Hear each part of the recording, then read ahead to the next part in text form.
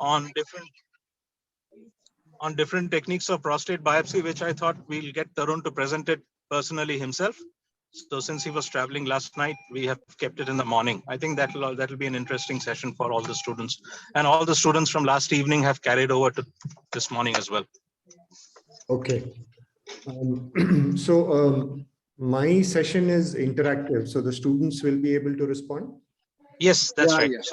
So you have two cases. So after Tarun finishes his presentation, I would request you to present your two cases. Then I have one case of carcinoma prostate. Okay. Okay. And then after that, you have the MCQs to finish the session. What I have done is I have incorporated some MCQs in my presentation itself. So I'll finish. Great. That's good. Wonderful. Wonderful. Yes, that will be very nice to have it at the end of every case. So, Ranjanda, please let us know when we should start. Yeah. I think if the students are already in, it's the right time to start. It is only 3 minutes left. Dr. Gopal, you can go ahead with this class, and I welcome all the students, all the teachers, those who have given really good effort to continue with this continuous medical education for the students. I am extremely happy for their effort, and also very happy with the performance of the students. So, Dr. Gopal, you can go ahead with today's program. Yes. Over to Dr. Gopal. Yes, thank you very much. I welcome Professor Sinam from Imphal, who has kindly joined us first in the morning. I welcome Dr. Manish, Tarun, and the others. So the first session will be on different techniques of prostate biopsy. Dr. Tarun Jindal, over to you, sir.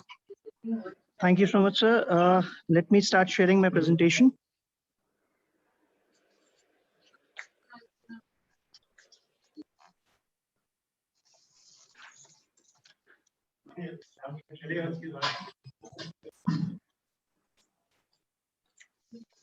One second.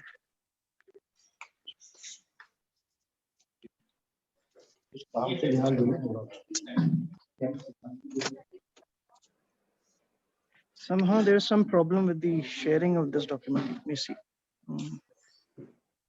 Yes, Ruma had the problem last night as well.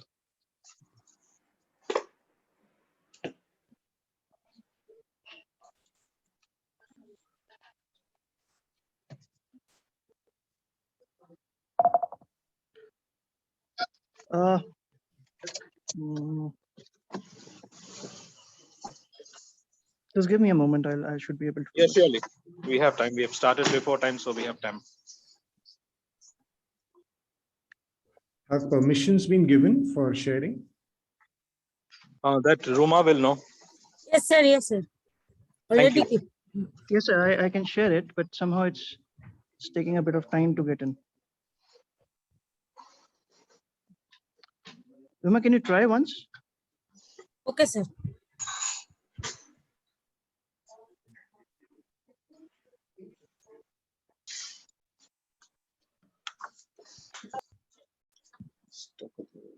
Is it visible? Oh, yes, it is. Yes, Yes. Okay. So, can I start? Yes, please.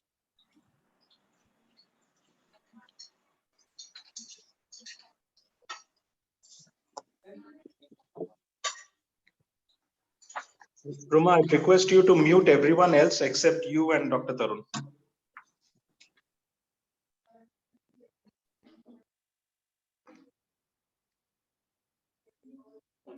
Okay.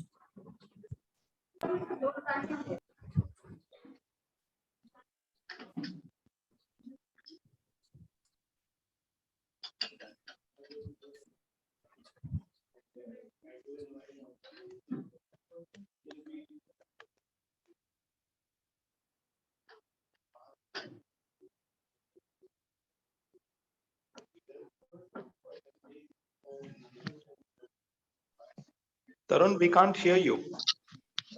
So give me a moment. I'll share it from the laptop, sir. Okay. No, already.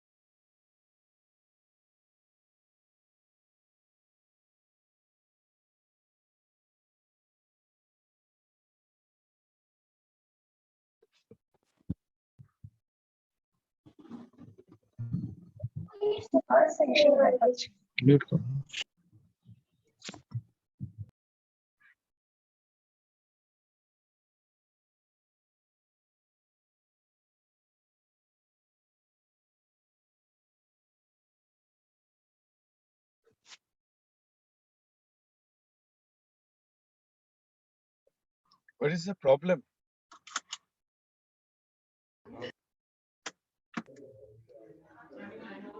Arun, we can see the slides. You could just Right. present from I here. will.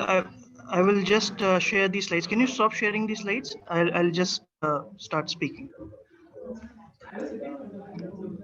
Okay. I'll start sharing my screen now.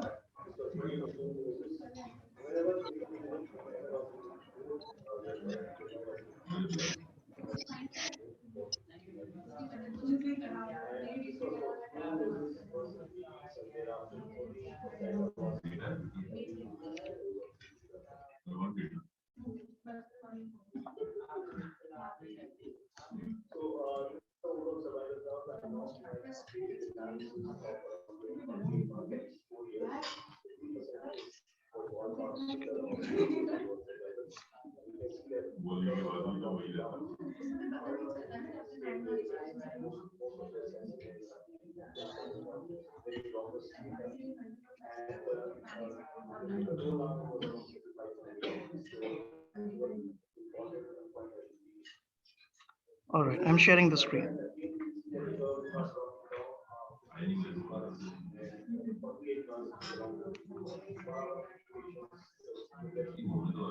Right. Is the screen visible, sir? Yeah, perfect. Please go ahead.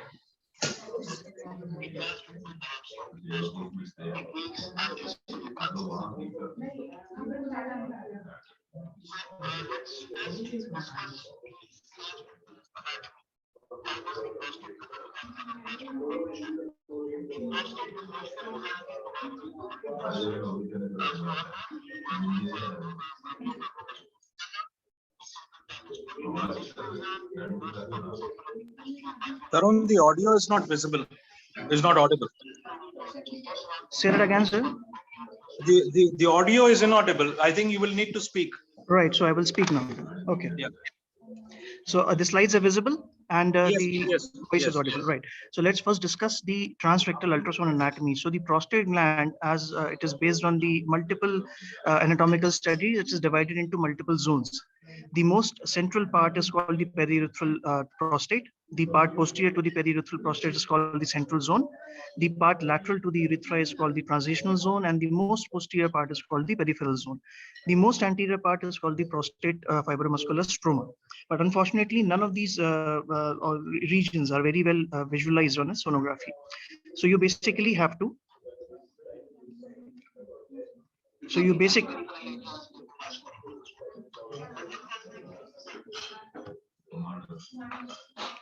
I do not know what is happening. So.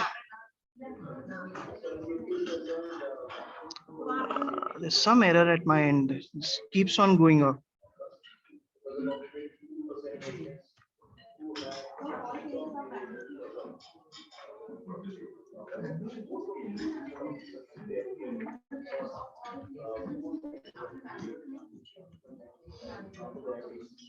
But we can hear you clearly when you are speaking. Yeah, but these slides are basically going off. That is the problem. They are not getting shared. I get an error that cannot share. Okay, so this is a video to move on its own. You speak and then stop the video to no, move. this is not the video. I was supposed to present the slides somehow. It's not coming. Okay. Then it's all right.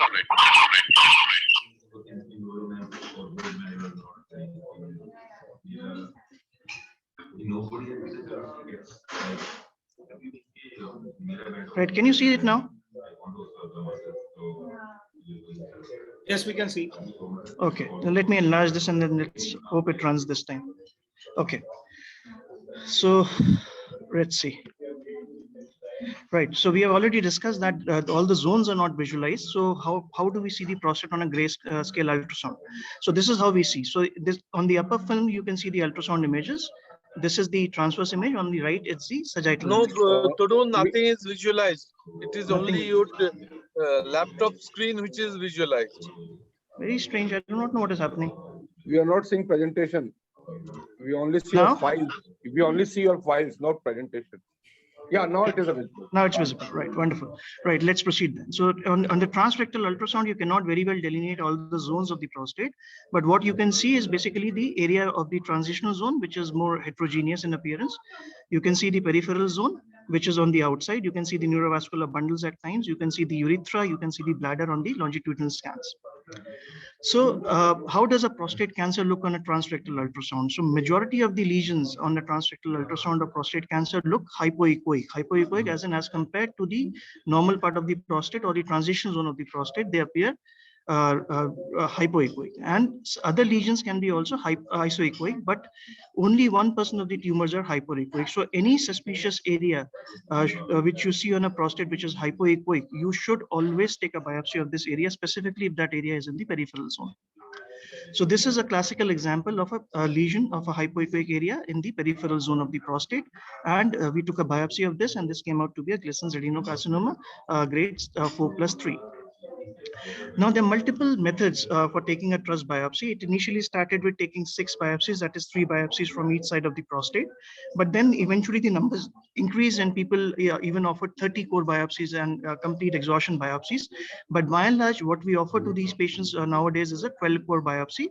And additional biopsies can be taken if you feel or perceive any lesion on a rectal examination or on a Truss if you're doing it. So what is the preparation which these patients need? So antibiotic prophylaxis should be used. So we have a protocol in which we start the antibiotic on the day of surgery, on the day of biopsy, and we continue it for at least 3 to 5 days. If the person has prosthesis in situ like heart valves, then we change the antibiotic prophylaxis and we give them an injection ampicillin or vancomycin. And enema is also given a day of the morning of the biopsy so that the rectum is clear.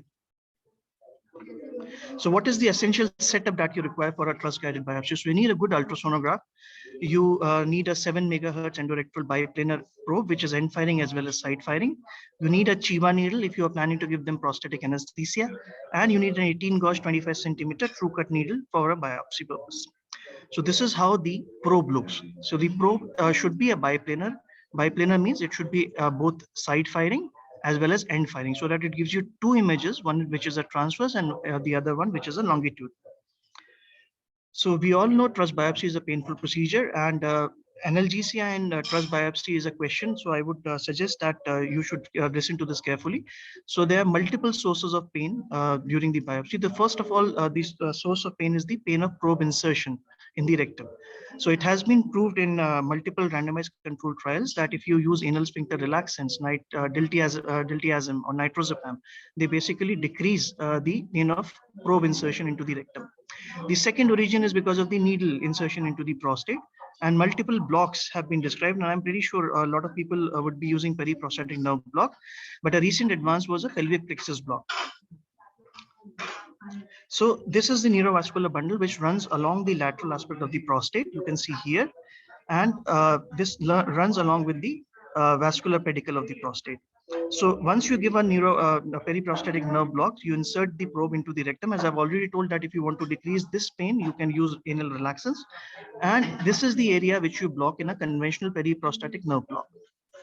The problem with the periprostatic nerve block is that it blocks only the nerves which are going posterior and lateral to the prostate. But there are certain nerves which are going anterior to the prostate and running on the anterior surface, and they are specifically these nerves supply the apical part of the prostate. So apical biopsies, even after periprostatic nerve block, have been found to be most painful in multiple studies. And the reason for this is the same, that the nerves which run anterior to the prostate and superior to the prostate are not blocked by the periprostatic nerve block. So I would also make the students to remember that this is called the Mount Everest sign. So this is commonly asked in examinations in the Viva OSI, that this is the junction between the seminal vesicle and the prostate and the rectum, that you see the a pad of fat. This pad of fat is basically labeled as a Mount Everest sign. So why is this pad of fat important? It is important because this is the landmark at which you insert the periprostatic nerve block. So what is the pelvic plexus block? So in the pelvic plexus block, what we do is basically these nerves which are running anterior and superior to the prostate are basically blocked. And how do we block them? So you can see we insert the probe a little higher, and then this is the area where we instill the local anesthetic. How do we identify this area? This is at the level of the tip of the seminal vesicle, and you can do a power Doppler to identify vascularity. So this is the area where you need to block if you want to completely anesthetize the prostate. So this is one of our papers. This was a randomized controlled trial which was published in BJUI, which I would encourage the students to read. This deals in detail about the pelvic plexus block, and this has been also quoted by the NCCN guidelines as one of the standard methodologies for prostatic blocks. So coming to the video. So this is how we do the prostate biopsy. The patient is positioned in the lateral decubitus position. You need to have all this stuff ready. All these boxes should be labeled so that there is no confusion. And you need to have betadine, sponges, condoms, and jelly. So first of all, we prepare the parts by cleaning thoroughly with betadine.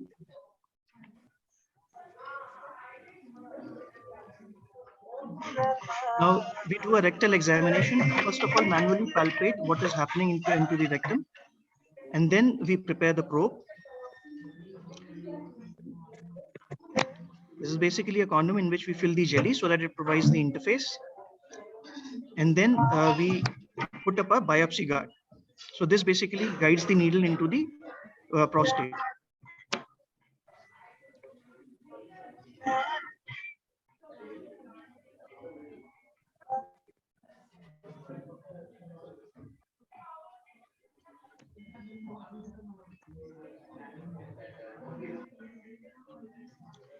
I do not know why this is running a bit slow. So once we are all set, we basically proceed for the biopsy, and we examine the prostate in both the sagittal as well as transverse scans. So you can see on the top, this is the transverse image, and on the bottom, it's the longitudinal image.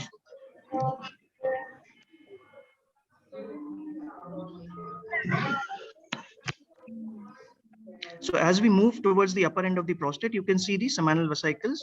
This is the bladder.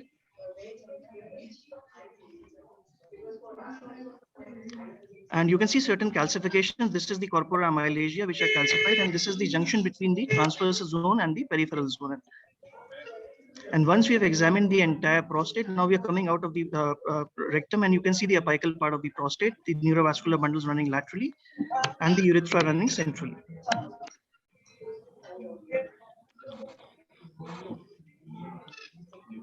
So then we basically proceed with the biopsy. This is how we do it with the biopsy gun. This is a self-firing biopsy gun, and you indent the prostate first and see in both the scans in what area your needle is going into. And once you are sure about where the needle is going into, you fire the needle.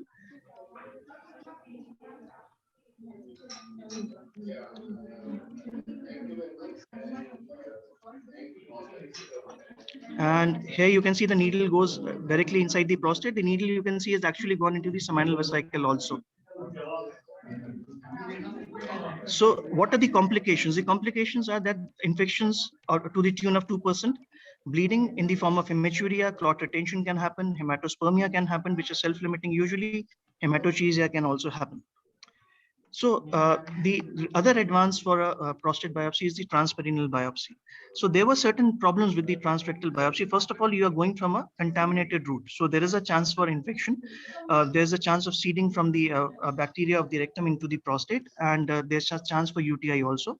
The other practical problem was that because of the natural position of the rectum, it is not very much possible to take the anterior biopsies. They're extremely difficult to reach those areas. And the apical biopsies are also very difficult. So that's why the transperineal needle biopsy came into vogue. Now, how this transperineal biopsy is done, I will just quickly show you a video. So the preparation is almost the same. You require the similar apparatus. You require a 7 megahertz rectal probe. You require all the armamentarium which was required in a transrectal biopsy. All the probe is prepared in the similar manner as it is done in the transrectal biopsy.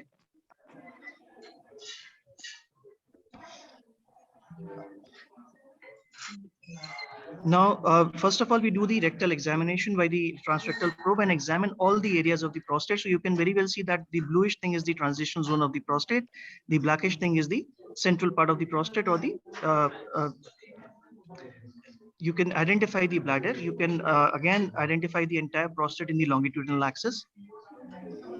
And then we insert a needle guide. So this needle guide is stuck on the probe of the ultrasound, which we have inserted on the rectum. So once this is attached, now we tend to anesthetize the area of the biopsy. So this biopsy can either be done under general anesthesia or regional anesthesia. This can also be done under local anesthesia. So the technique being shown here is for the local anesthesia. So now you rotate the probe as lateral as you can, and then mark that area on both the sides.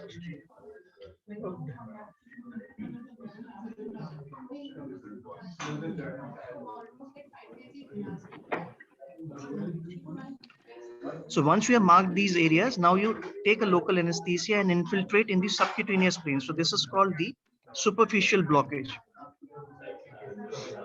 We do both the superficial as well as deep blocks. So this is the superficial block at the level of the skin and the subcutaneous area.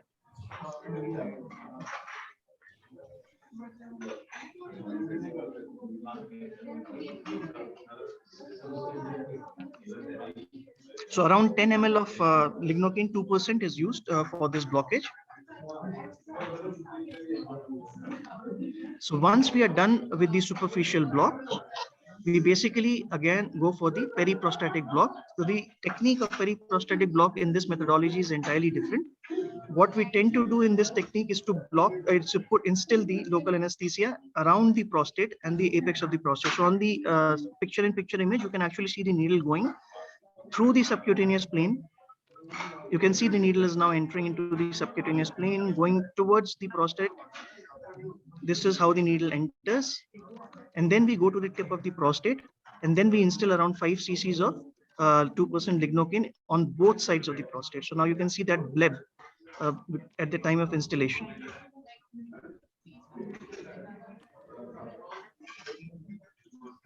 And this is done on both the sides of the prostate. And then we proceed for the systemic biopsies. So as you can understand that this probe is oriented along the longitudinal axis of the prostate, so you can see take longitudinal biopsy rather than the skewed biopsies.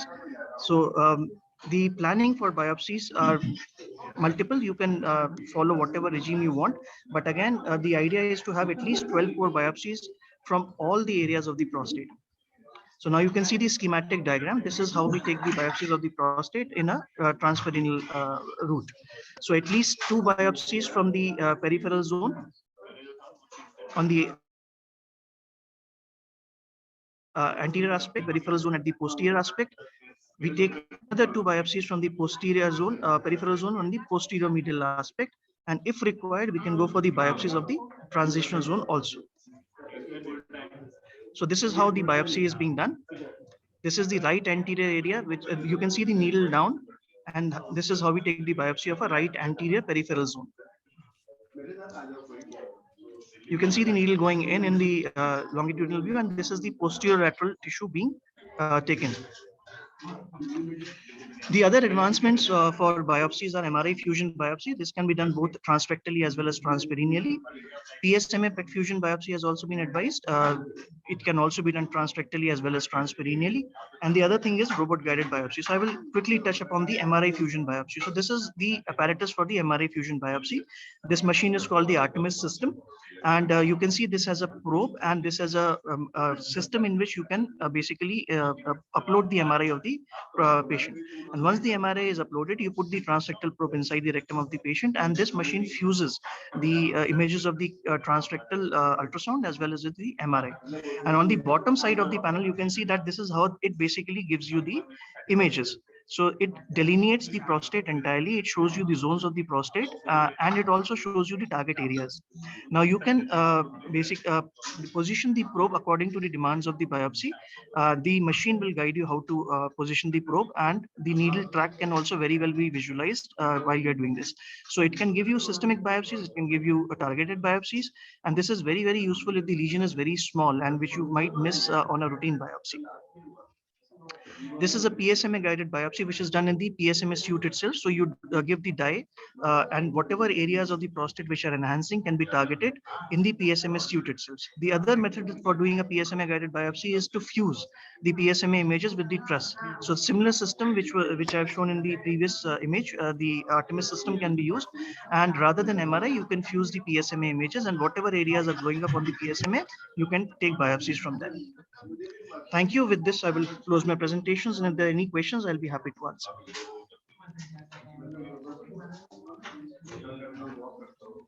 Thank you very much, Tarun. There was just one question from my side. The PSMA fusion biopsy, what was the route of the biopsy? Was it so there are 3 routes, sir. Basically, if you are doing it with a fusion software, then you do it either transperineally or you do it either transrectally. If you, the other option is that you can actually do it during the time of PSMA scan only. So it's kind of a CT guided biopsy which you can do in the suite. Okay. So none of it is transabdominally, because the picture I was a bit confused. No, this was a prone. This was a prone image of the patient. So, are there any questions from the students or from Dr. Dev? So the probe which is being used for the perineal biopsy is the same which we use for a truss. So it is a 7 megahertz probe. Same standard probe is used. Tarun, I do not do perineal biopsies. Probably you do them. I wanted to ask you, as I see it, the transrectal biopsy can be done both in lithotomy as well as in lateral decubitus, but right. The perineal biopsy needs to be done only in lithotomy position. Yes, sir. Okay. Because the entire perineum has to be exposed. And is there a preference for giving GA for perineal biopsy over local anesthetic?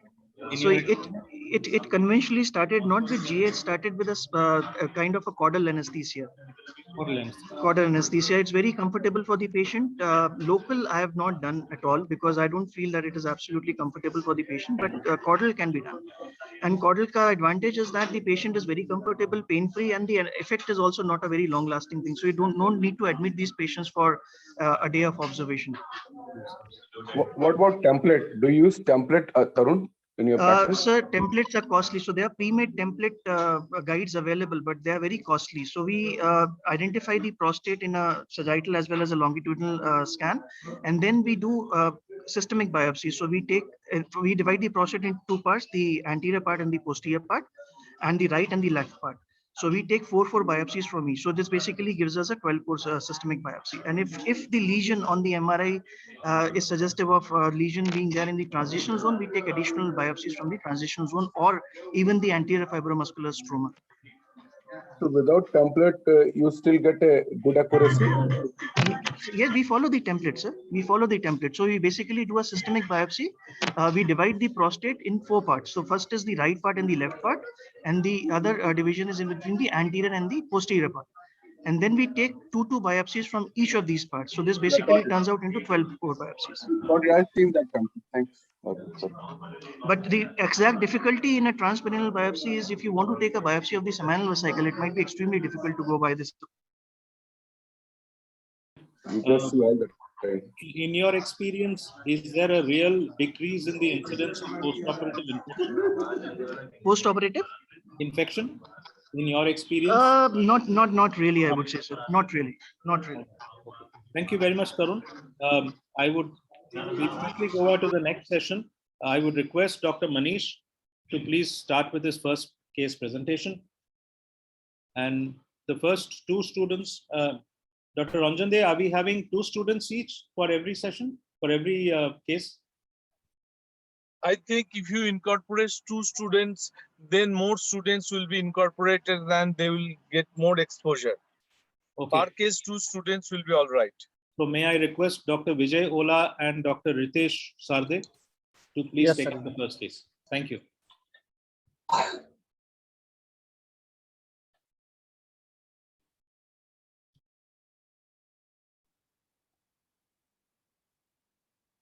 So Ritesh and Vijay, right? Yes, sir. Yes, sir. Okay. Can you see my slide? Yes, sir. Okay. I'll go to full screen. So I'm not doing this presentation. You are doing the presentation, Ritesh and Vijay. So the questions are all there.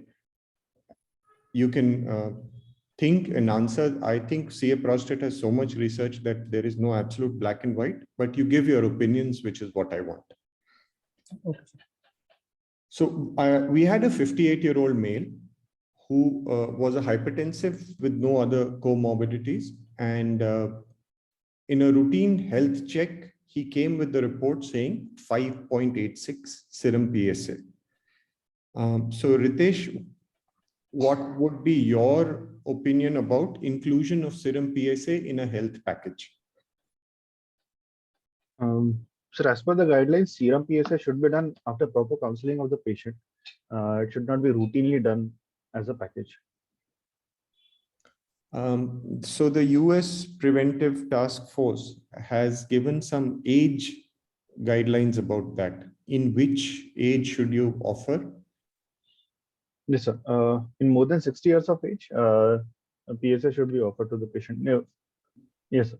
So it's 55 to 70 and more than 70 only if the patient is sort of wanting it done, then again you counsel the patient. But the age range without risk factors is 55 to 70. Okay. So now you just have a PSA of 5.8. You wanted to refine it. So you would do a free PSA, correct? Vijay? Yes, sir. Yes, sir. Can you tell me why we do a free PSA for refining our results? If free PSAs are more than, it means patient is more less chances of having CA prostate. I understand that. Read the question. I want you to explain the biological basis of why you would do a free PSA to refine your testing. I know you know the numbers. I want to know if you understand those numbers. Ritesh, you want to give it a try? Yes, sir. Between 4 to 10, the PSA in physiological range, also in the age group of 60 to 70, is within around 6. But in the cases of CA prostate, the ratio of free PSA to total PSA will be differing. In the cases of CA prostate, the ratio will be less than 25, and will be suggestive, and less than 0.15 will be diagnostic. Okay, I apologize for the background noise if it is troubling you. There's some construction going on. I can't do anything about it. Now, the answer I wanted was that free PSA is secreted by the transitional zone, which is enlarged in BPH. Now, the more you have a BPH component, the more you have free PSA, and the lesser will be your likelihood of CA prostate. So you have to understand that the free component is secreted by the transitional zone. Okay? Yes. Okay. So this is my first MCQ now. This gentleman is 68. He has a PSA of 5.8. But suppose a patient came at 60. What PSA would you tell him that, okay, I'm not really bothered. Don't follow up PSA of 2. And at 40? 1, sir. 1. Okay, very good. So we'll go ahead. Those are the correct answers. Now, this patient has come to you with a PSA of 5.8, and you take a stand saying PSA should have been done or should not have been done. But the patient asks you, what is the likelihood that I will benefit? I mean, likelihood that I will benefit from doing a PSA. So how would you counsel such a patient? He's well educated, he understands numbers. He's 58 years old, he's asked you this question.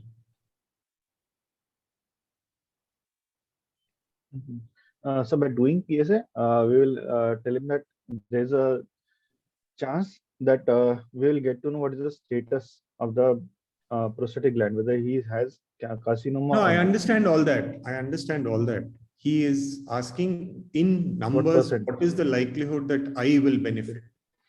Will it improve my survival?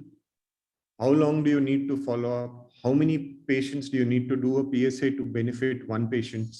How many patients do you need to treat to benefit one patient? Okay. From the surveillance data, so around I don't know the exact, but around 5,000 patients are needed to screen. And 48 patients of CA prostate are needed for treatment, number needed to treat. Yeah, I would say that is a very impressive answer. Now, this is from the ERSPC data that we are quoting. The longer you follow up patients, the more the benefit seems to accrue. But remember that if you have followed up 570 patients for 16 years, you need to still treat 18 patients for one patient to benefit from your treatment. So when you counsel a patient, please remember these numbers and understand that the risk of death from CA prostate is very low. Okay? Yes. Okay, sir. Beyond that, I was asked as to when I would start doing a PSA for all my patients. So my answer was, when I buy a robot, I'll start doing PSA for all my patients. But jokes apart, in an exam, if you can quote some of these numbers, it would help.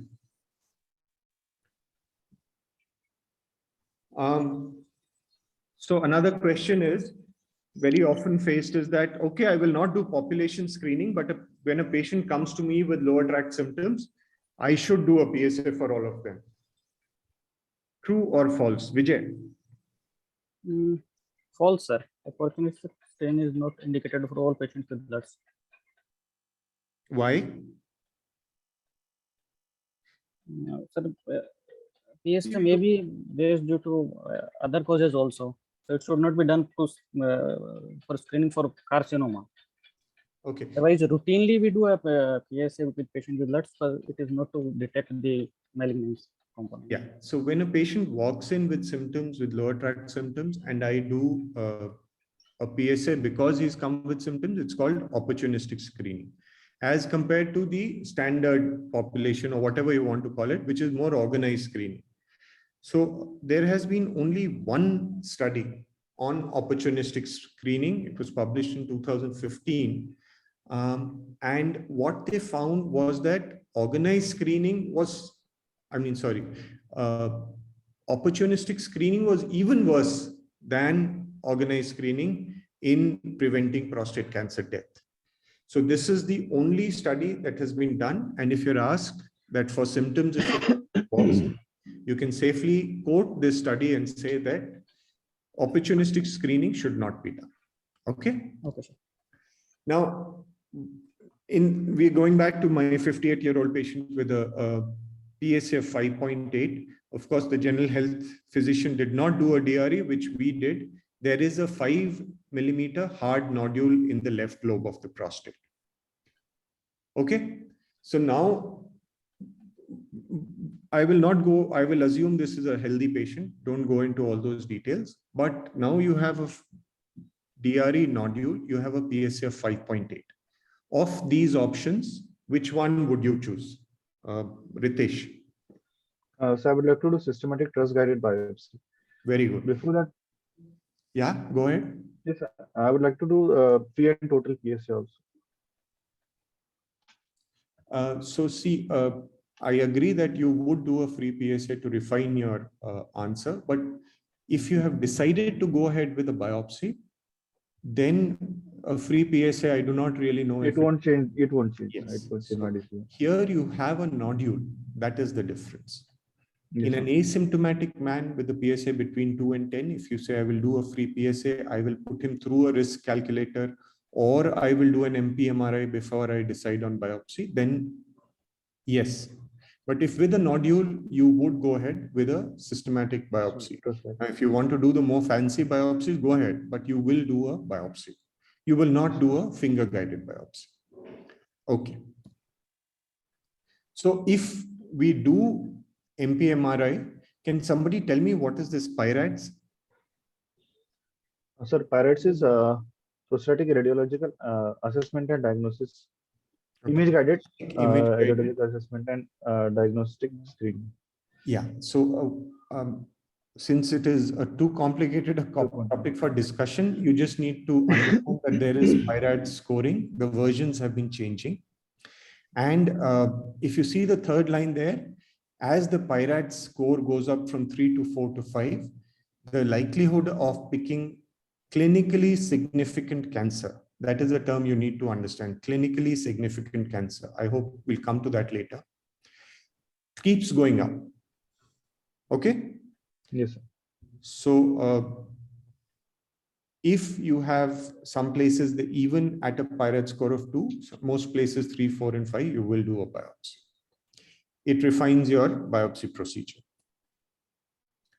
So now this is what we were discussing, that if you do not have a nodule, you have a PSA between 2 and 10, you can use one of these tools, a risk calculator or MRI. Can you name some of the risk calculators?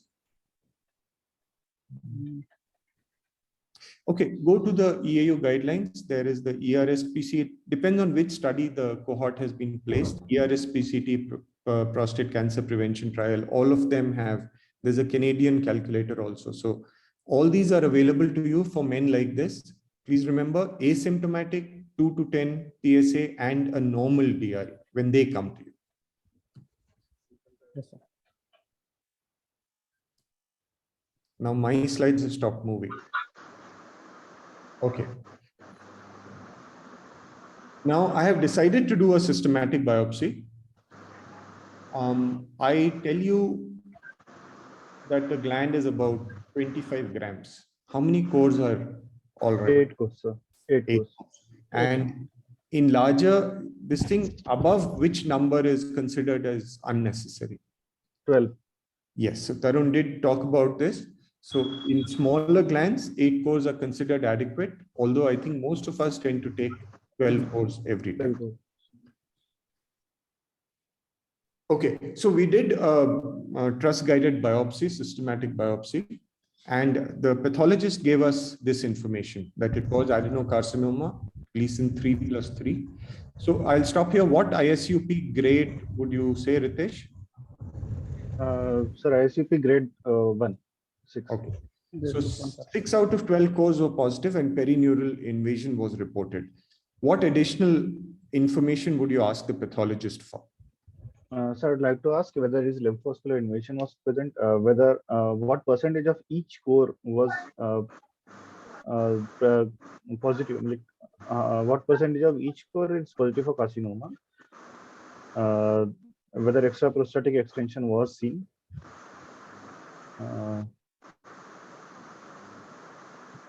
Yes, he has given 3%. If you answer like this, you should be taking the class, not me. Very good.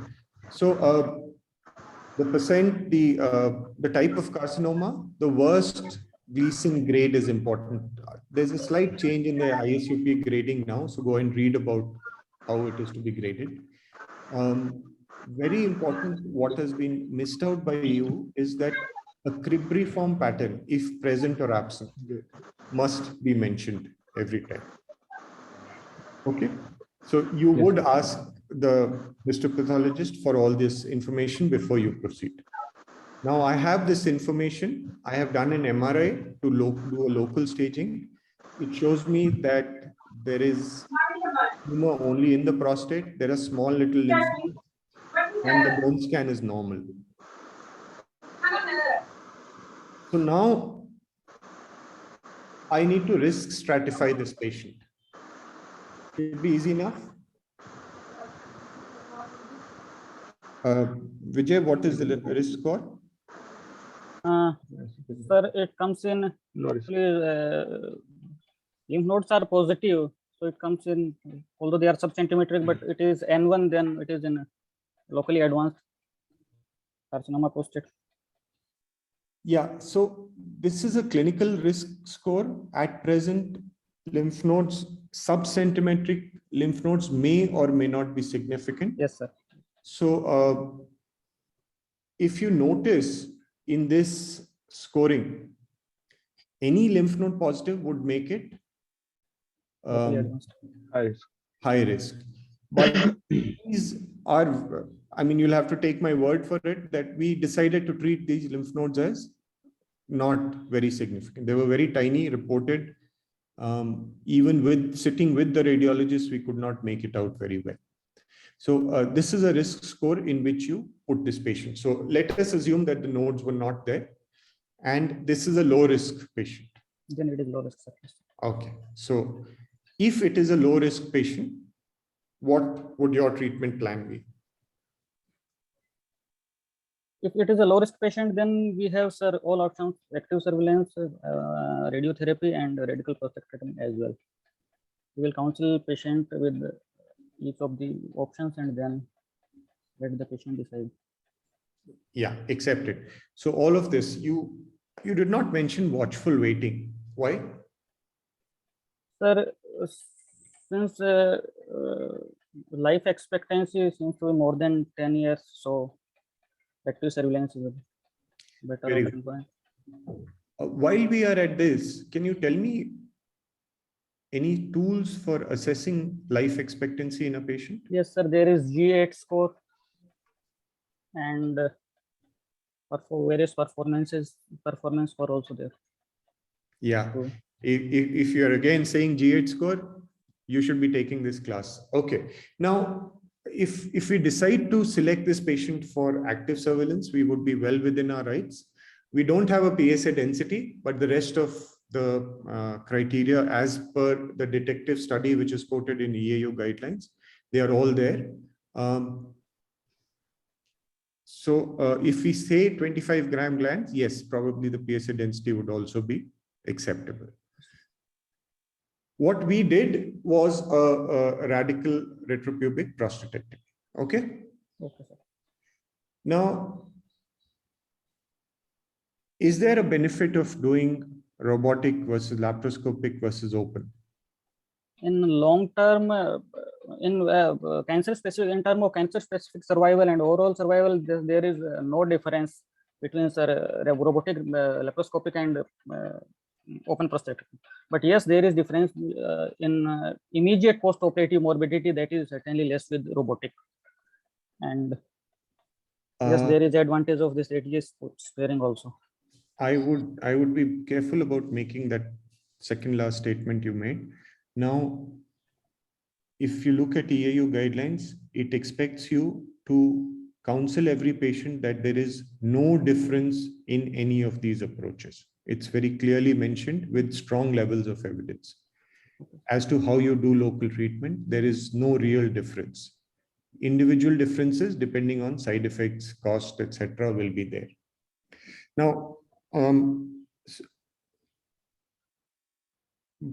what would you just answer this question? What would be one advantage and one disadvantage of the Retzia sparing?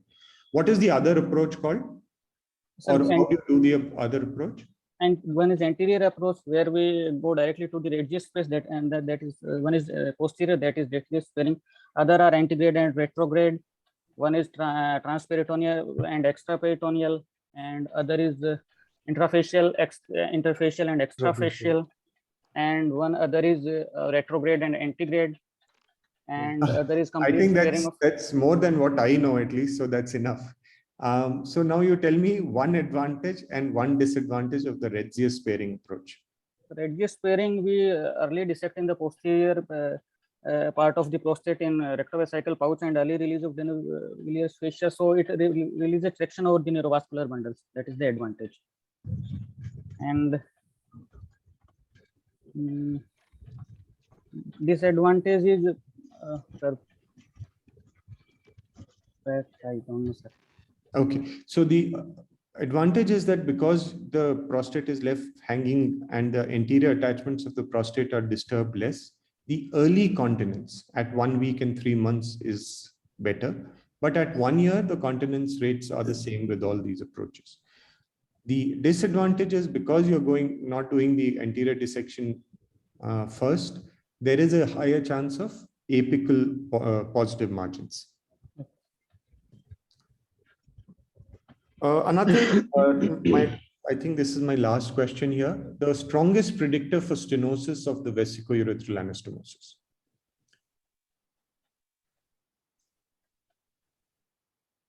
So D, skipping mucosal eversion of the bladder. I thought you will say that, but it is inadequate length of urethra, sir. No, inadequate length of urethra has been put here. It has nothing to do with the stenosis. It has been put here to discuss the fact that you need an adequate urethral length for continence. And again, go back and read this paper. The highest incidence, highest predictor is actually cigarette smoking, surprisingly. So this was very surprising to me, which is why I put it here. It's not really the technique. So but we performed the procedure. It was adenocarcinoma, Gleason 3+3, margins negative, no lymph nodes involved, seminal vesicles were not involved, and neurovascular bundle not involved. But at 8 weeks of follow-up, PSA is 0.83. Are you happy with this? No, sir. What do you call this condition? It is persistent PSA post-operatively, persistent rise of PSA. And what level would you have preferred? 0.0, less than 0.02. Persistent PSA of more than 0.1 after radical prostatectomy after 4 to 8 weeks. Okay. Now, what should we do in these patients? So for this patient, we need to save the positive margins locally if it is present or there is metastasis. So we can do PSMA PET scan for these patients. Yeah. So remember, PSMA PET is being recommended, but the level of evidence is weak. And EAU guidelines has this disclaimer that we don't have prospective studies based on PSMA PET. All our data are based on conventional bone scan. So yes, in this situation, we can recommend PSMA PET and decide if we want to give local radiotherapy. Okay? Okay. Yes, sir. Or of course, hormonal therapy. Okay. So this case was reasonably well presented. Congratulations to both of you. Gopal, do I have time and can I go Yes, on to please, the next one? can you go over to your next case? Yeah, it's right here. So this is a this time we shall choose the other two students. yeah.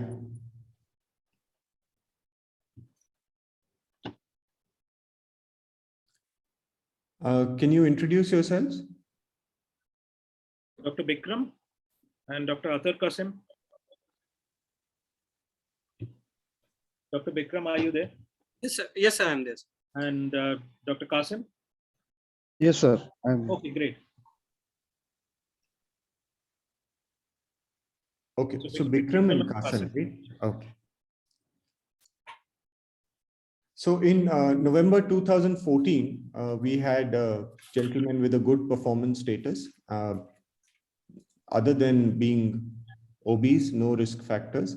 And he came with a 20-gram prostate with a hard left lobe, hard nodule in the left side. Biopsy was done, Truss biopsy, and that reported adenocarcinoma, Gleason score of 5+4. PSA was 34. He had 3 bone mets and no visceral mets. We gave him injection Eligard, 45 milligrams subcutaneous 6 monthly. My question to you is, would you agree with our therapy? Qasim. yes, sir. Leprolide can be given as hormonal therapy. Metastatic due to the we take it as metastatic prostate cancer. Okay, because you want to give a try to this? Sir, as this patient has a PSA of 34 with 3 bone mets and ISUP grade more than 4. So as for the latitude trial, it qualifies as a high volume metastatic disease. So I'd like to start with docetaxel plus ADT in this patient. So what we have started, I would have added docetaxel as the patient would have tolerated. Absolutely.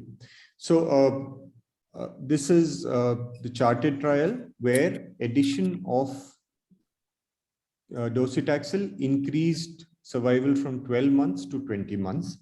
And this is the Stampede trial where it went up from 20 months to 37 months. So if a patient was not suitable for docetaxel, what would you add, Vikas? Sir, apart from docetaxel, the other options are abiraterone acetate with prednisolone combined with ADT. Okay, so these are the first 2 choices in terms of availability, cost, everything, and the amount of data that's available. So where possible, docetaxel; where not possible, we can add abiraterone. What Qasim, I wanted to emphasize is that monotherapy is not considered standard treatment anymore. Yes, sir. So if they have no contraindications to chemotherapy and they have a sufficient life expectancy, you must offer them chemotherapy or abiraterone. Now, we treated this patient, unfortunately, only with Eligard, and PSA was 1 nanogram per ml at 7 months. Are you happy with that? It's very low PSA. Because? Yes or no? That's all. Yes, sir. In the metastatic disease with a PSA 1 nanogram. Okay.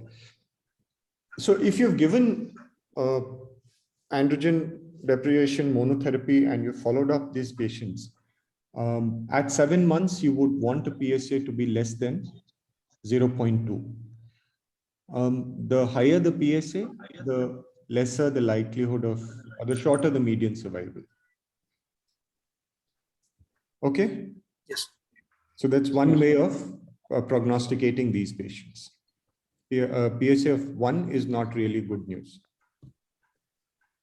So this patient, as usual, was lost to follow-up. He was taking his injection somewhere else.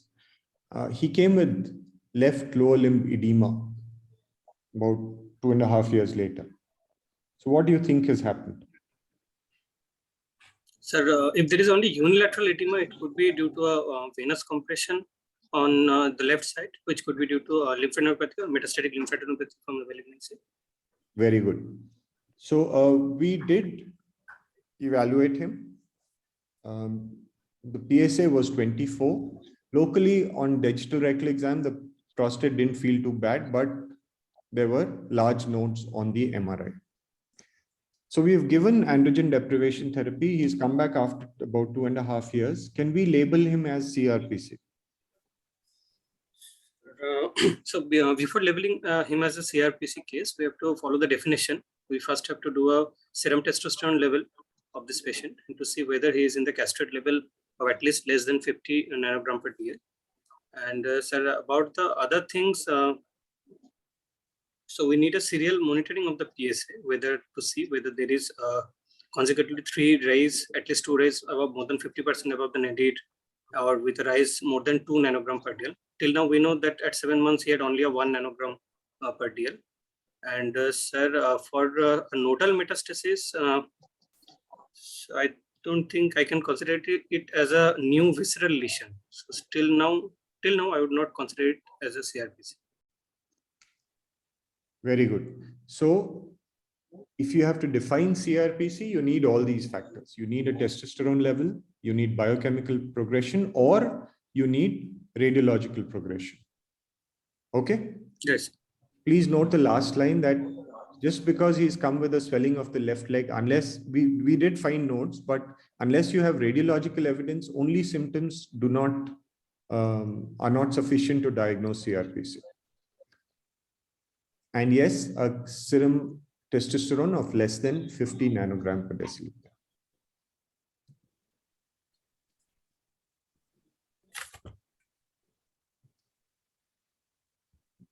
My slide is getting stuck. Just hold on.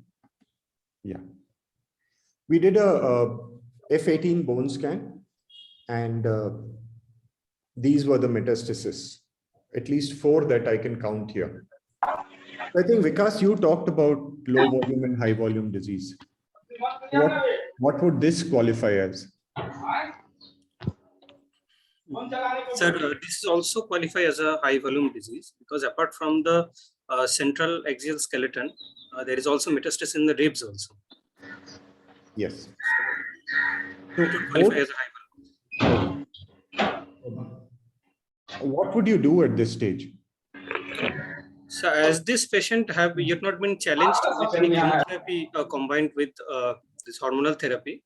So sir, the first line I would start with docetaxel along with hormonal therapy, combination therapy. Okay, so you would continue the hormonal therapy and add docetaxel. Right. So we gave him docetaxel chemotherapy, and so this was the regime we followed: 75 milligram per meter squared every 3rd week for 6 cycles. This is just for this is a printed protocol that we have in our hospital, and this is what we follow. So I'll just give you a minute to just go through this.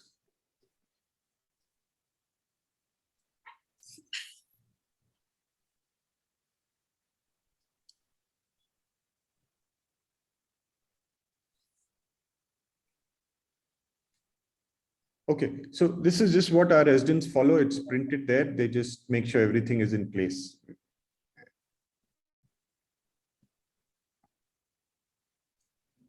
So he completed 6 cycles of docetaxel. Prednisolone was tapered and stopped. PSA came down to 0.07. PET CT showed some para-aortic nodes, and they reported stable residual disease.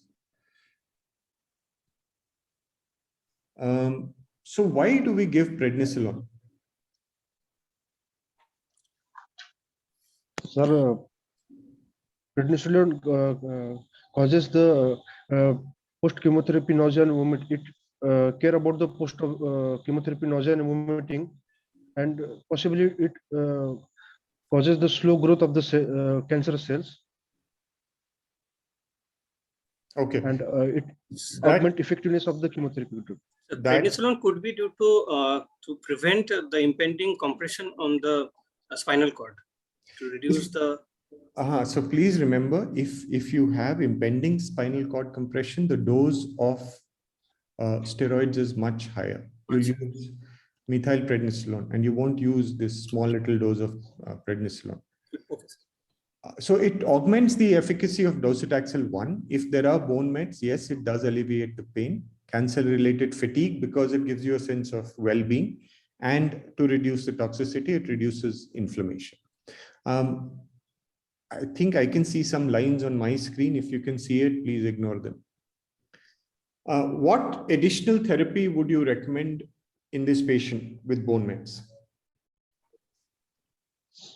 Sir, injection zolendric acid, bisphosphonates with vitamin D and calcium. Okay, so that is the correct answer. And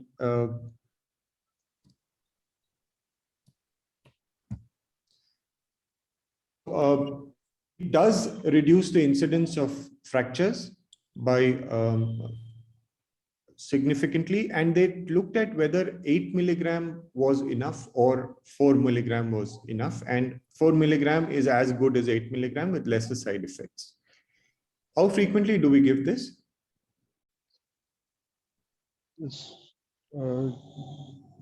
Zolendric acid injection one monthly, sir, and vitamin D and calcium regularly per day. Very good. Now suppose I don't have a patient of CA prostate. I just have an elderly patient. I'm following him up for BPH, but he's getting frail and he says my risk of bone fractures is very high. Does zolidronic acid have any role there? In those patients, first of all, if you are suspecting that he might have a fracture or has a high risk of osteoporosis, a baseline DEXA scan, and to calculate the FRAC score, which would act as a baseline, and then we will continue our therapy. But apart from zolendronic acid, other options like rank ligand inhibitor can also, denosumab can be used, which has a better bone protective effect than zolendronic acid. Okay, and if we do use zolidronic acid, it's annual. Can you tell me a very peculiar side effect of zolidronic acid, which your dentist will tell you don't give zolidronic acid to this patient? Osteonecrosis of the jaw. So the dental health is important. If it is poor, then there can be osteonecrosis. So in December 2000, I mean, in follow-up, we were continuing his Eligard. PSA remained at 0.07. I will end now with two questions. The first is, tell me which of these is not a first-line option in CRPC.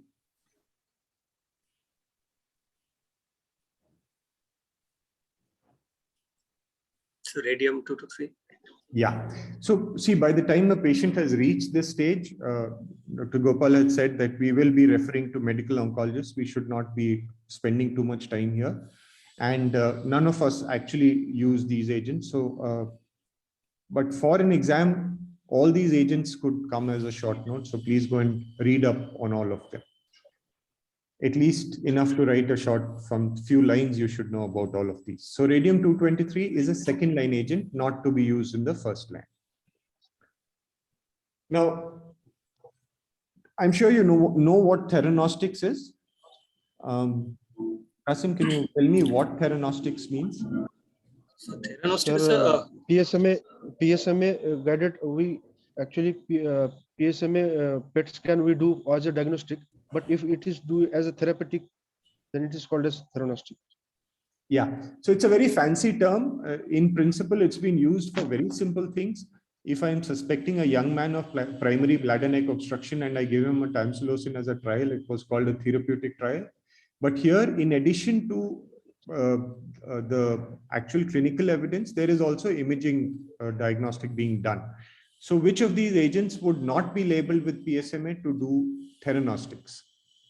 Gallium. Pardon me? Gallium. Yeah.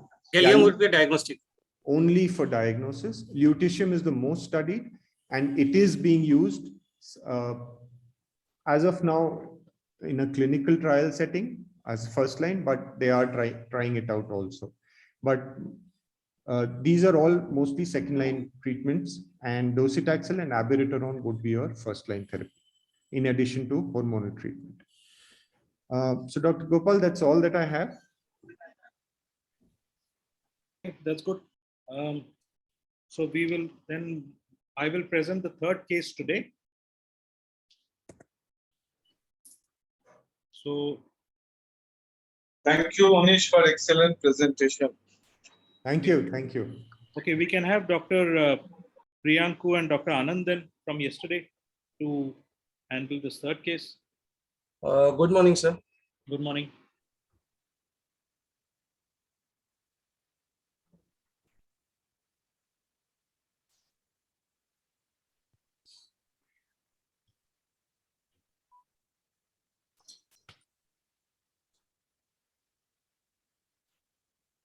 Okay.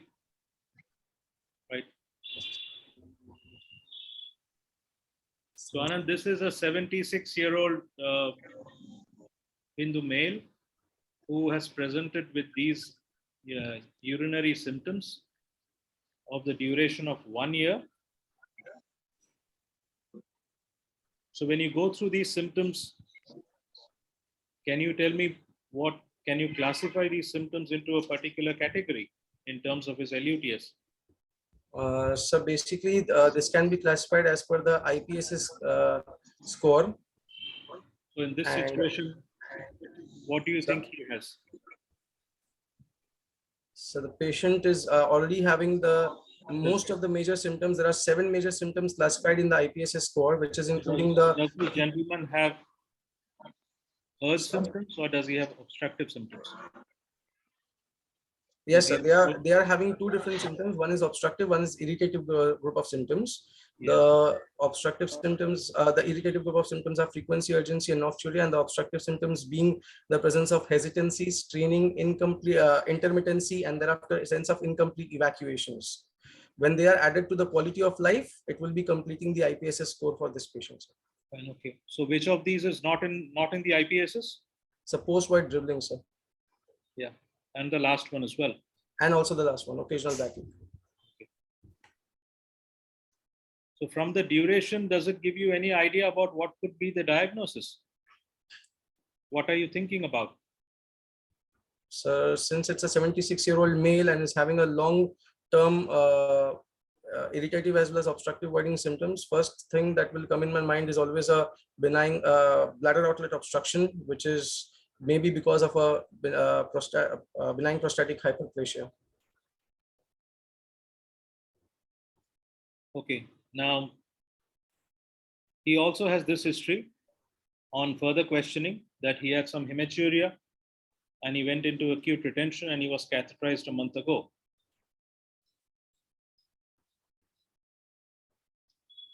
Okay, sir. And amongst his significant histories, he is on aspirin for the last 1 year. So with these two, do you have any more additional diagnosis that you may like to place in mind? So because the patient is more than 60 years and is presenting with a total painless hematuria, I will also bring into account any form of carcinoma, which is particularly the bladder cancer that can be there. Also, the patient is having presence of hypertension and aspirin, so we have to also take into account that that may be also leading to the bleeding point. Other than that, any prostatic carcinoma can also present with a hematuria, although rare, but yes, it can also present with that. Okay. Would you also call it as a complication of BPH? So it may be a complication of BPH as well, yes. Yeah, well, so I think prostatic carcinoma causing bleeding is probably lower down on the list rather than BPH with UTI. Yes, yes, yes, absolutely. So there's nothing much here. So he's been on started tamsulosin, and so he's been on BPH symptoms for about a month. So here there's only one history of. The paternal uncle has a history of severe prostate, yes. Yes, okay.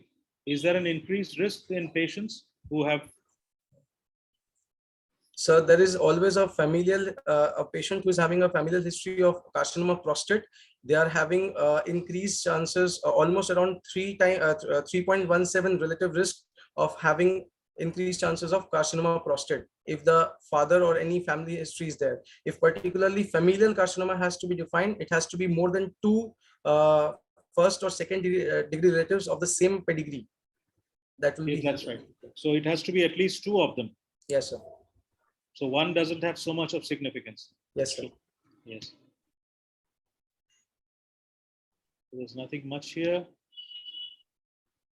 So this is his history. So he had 1 episode of AUR and 1 episode of hematuria, and he's on LUTS for 1 year. Okay. So what investigations would you like in this patient? So first of all, I would like to clinically examine this patient, sir. Okay, good. Excellent. That's what I wanted to hear. So in clinical examination, this is what you have. There's nothing much here. The abdomen is also all right. There's nothing much here.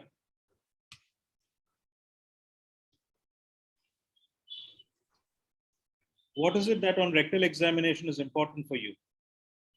So in the rectal examination, I would like to see the firmness of the prostate, whether it is firm or whether it is hard. Also,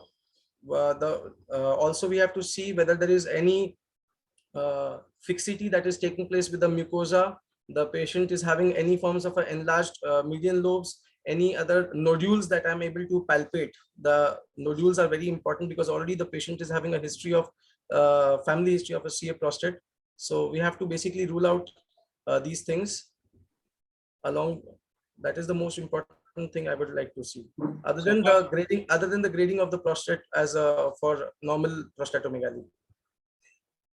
Yeah, apart from checking the prostatic consistency and hardness, is there anything else which is significant in the rectal examination? So seminal vesicles. The key word is the importance of having fecal impaction. Yes. In an elderly male. So we'll also have to look at the anal tone, and we'll have to look at. Exactly.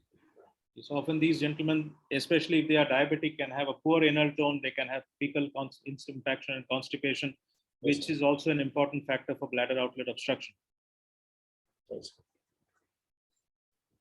So this is the consistency of the prostate. So from this sort of description of the prostate, what do you think could be your clinical staging? So since the patient is having a hard irregular nodule, I would keep it as 3. So I have to actually further go up for the PSA and the imaging testings to for further classifying. But you do have a clinical staging as well. What is it that your clinical staging tells you at your first impression? So it's a. You may be wrong later on, but you should have a clinical diagnosis and a clinical staging when you first examine a patient, isn't it? Sir, if it is a hard nodule, I would like to say that it is more T2 minimum. It is a palpable nodule. Yes. So it is a palpable. So it must be at least T2. And that T2 is whether it is involving a single lobe or it is involving bilateral lobes, we can further define as T2, A, B, and C. So clinically, it should be a T2. Yes, this is probably at least T2, if not, it is T3. Yes. So when you have a clinic, when you examine the patient, you should have a clinical diagnosis before you go on to doing a PSA. You have to justify your PSA. So this is clinically a hard irregular nodule, which is palpable with a few free mucosa of the rectum. So this is at least T3, if not T2C. So that is the clinical diagnosis that you should have in mind. So what is your differential diagnosis at this stage? So at this stage, since the patient is already having 2 positive points, that is in terms of hard irregular nodules on DRE, as well as presence of a positive family history of CA with the age of this patient. So I would first keep the prostatic carcinoma as my first diagnosis. Apart from that, further investigations will decide whether it is carcinoma or not, and then we can further say it as a benign prostatic hyperplasia. But most importantly, the first diagnosis will be remaining still the carcinoma prostate. So what is the different causes of hard prostate? So the hard prostates can be seen following, so hard and tender prostates can be seen following the prostatitis. I'm asking for hard prostate. I didn't say hard and tender. What are the different causes of hard prostate?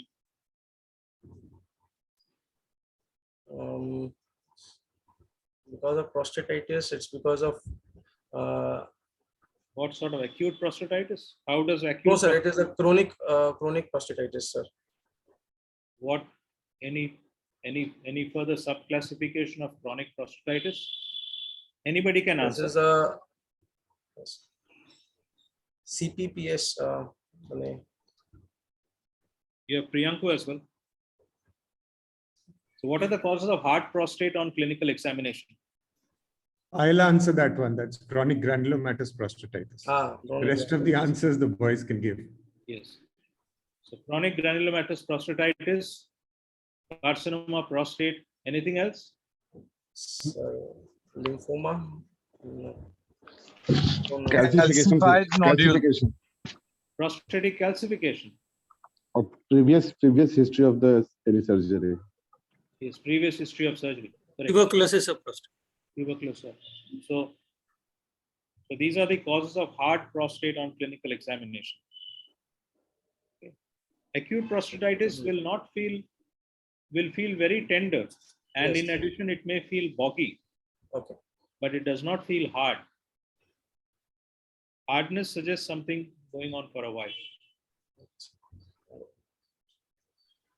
So when you have a patient whom you are clinically suspecting to be carcinoma prostate, yes, okay, what additional clinical examination would you do in the OPD before you send him off for examination, for investigations? Spine examination. Sir, I would. Yes, Rituraj, just tell me, please. Priyanku. Yes, sir. Spine, complete neurological assessment along with spine examinations. And the rest of the systemic examination thoroughly, sir. Yes. What does systemic examination mean? What is focused systemic? What is it relevant to you?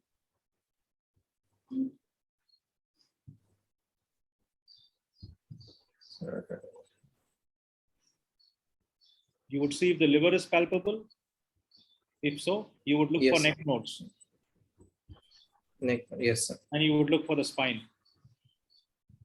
And if any part is tender, any bony tenderness, you would look at that particular bone. Yes, sir. So now with these investigations, this is your summary. Okay, what investigations do you need, Anand?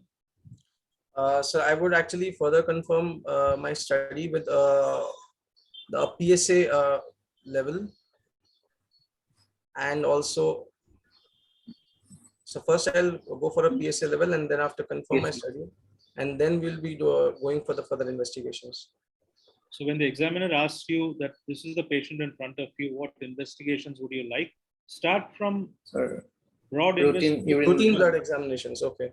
So the routine blood examinations, I will go for a normal hemoglobin total count along with the routine renal function, the urea creatinine along with the urine culture and a urine routine, and thereafter also I'll go for a LFT and thereafter a PSA value as well.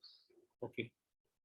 Is the PSA very relevant in this case for a patient who is on catheter? How would you assess?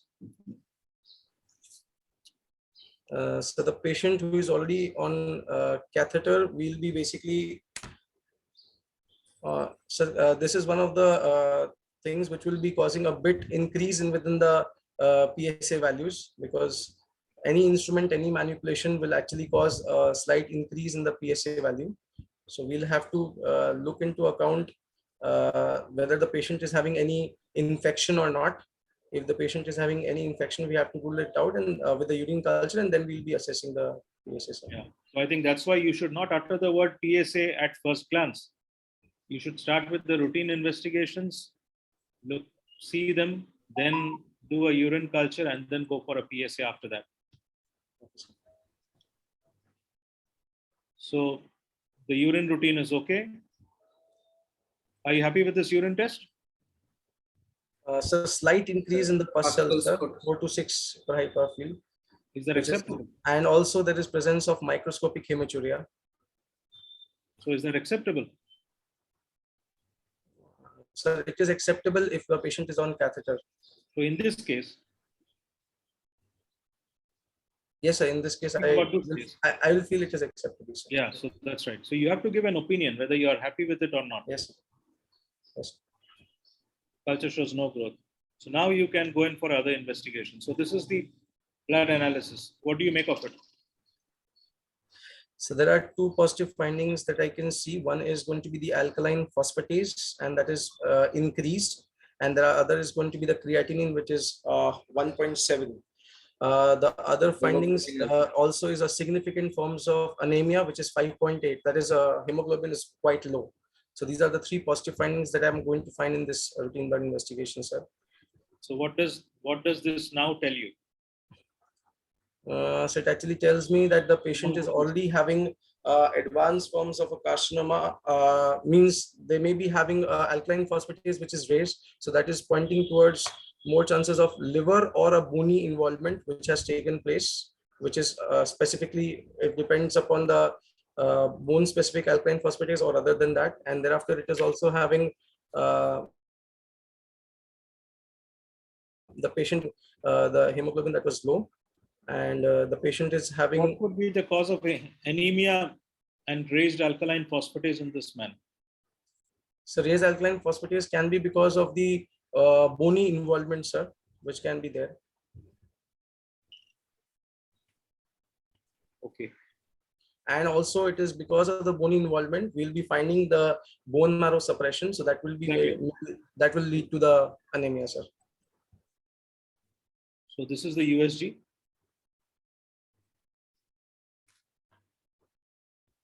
What is the So we are seeing presence of a bilateral hydronephrosis that can be seen. Most probably the patient is also, since the patient was already having obstructive symptoms, having a grade 3 prostate, the patient might have been associated with not only a prostate cancer, but also associated bladder outlet obstruction due to the enlargement of the prostate, and that was there. That has led to the upper tract changes.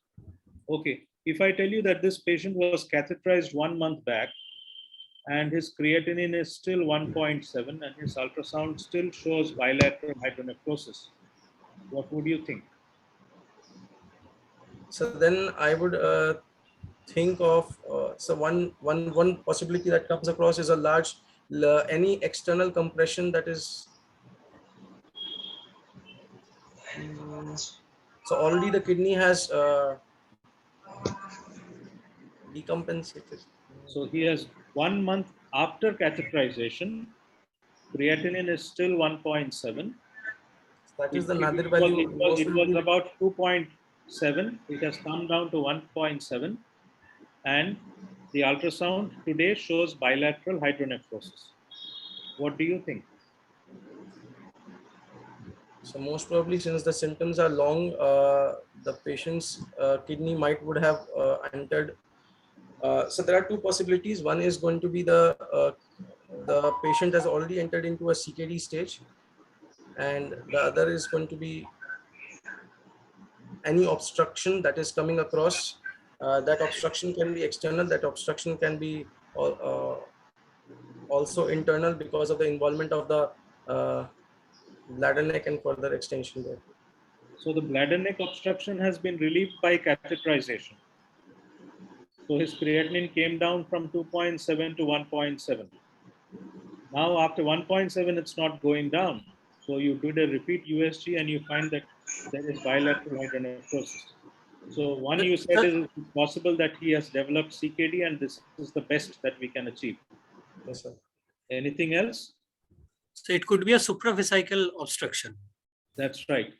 And another option is that there is subtrigonal infiltration of an advanced malignancy involving both the ureteric orifices. Exactly. That is classified as supravesical obstruction. Supravesical so when you find that after catheterization, the creatinine is not going down, the first thing to do is to look for the kidneys once again, whether the hydronephrosis has resolved or not. If it has not, then it is falling under the category of supravesical obstruction. So it can be due to trigonal infiltration, it can be due to ureteric obstruction, it can be due to lymph nodal obstruction. So this is therefore still salvageable. That is the key word. You cannot label him as end of the line CKD. That is my message to you. So always do a repeat USG and look if the creatinine does not return to normal. Even otherwise, you should do a USG.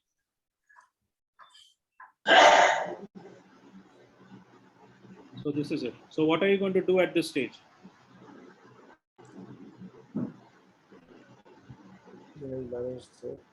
You have a patient with very elevated PSA, very elevated alkaline phosphatase. Sir, since this patient is already having a PSA which is too high, and the patient is seeming to be, I will actually say go for a bone scan, and I will go for a abdominopelvic CT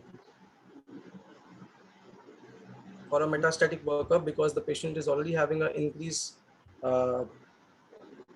alkaline phosphatase along with presence of a PSA of almost more than 100. So what is it that you are looking for in the CT? So I am looking for presence of lymph nodal masses, presence of any other metastatic areas which are there. And also I am looking for the bony metastasis which is there. So most common sites of metastasis is going to be the bones, the lymph nodes, and thereafter it is the lungs. Along with that, it is other common sites as well, which is including adrenal and bladder. So you're basically, the purpose of doing a CT scan is to look at the lymph nodal metastasis and to look at the liver. Yes, sir. With relevance to carcinoma prostate. Yes. Anything else?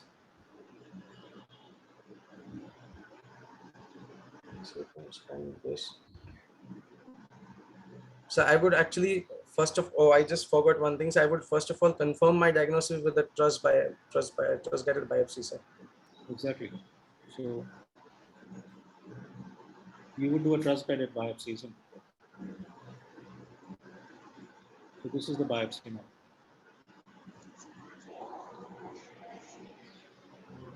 This is your bone scan. Can you read out the bone scan?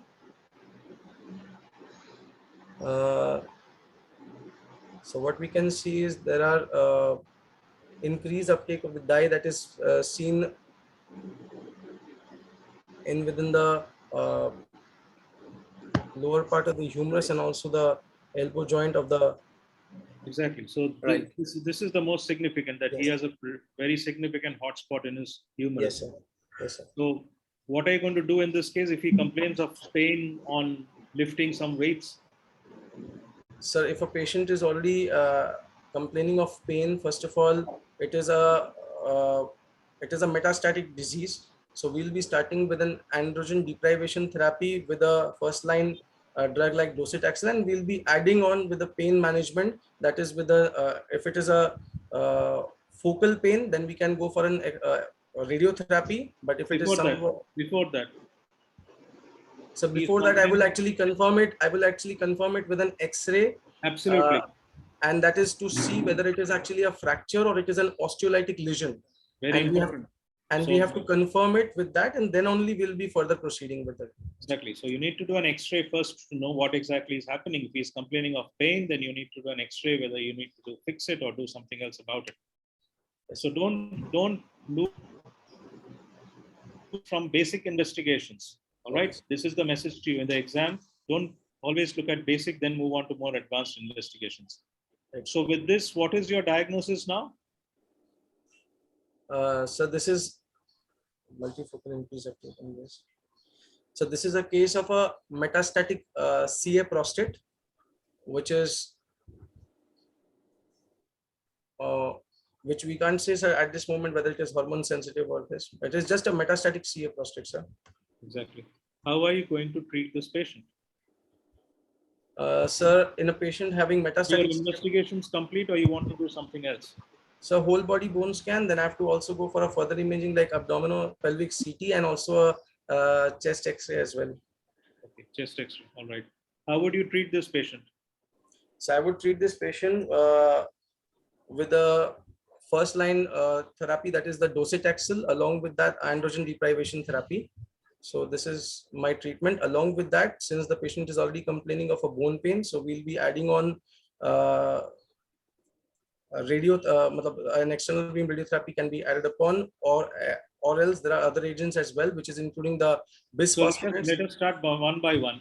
You are going to start him on docetaxel first, and then you're going to start him on anti-androgens? Yes, sir. This is the thing I'll start first in this patient. Priyanko, how would you start this patient on treatment? Sir, I would like to start with androgen deprivation therapy alone first. Okay. So the prime therapy remains, or the baseline therapy is always anti-androgen. Then you add the other things. So Anand, what you said was right, but I think you need to sequence it. Okay, sir. Proper way. Okay, sir. What sort of anti-androgen would you give him, Priyanka?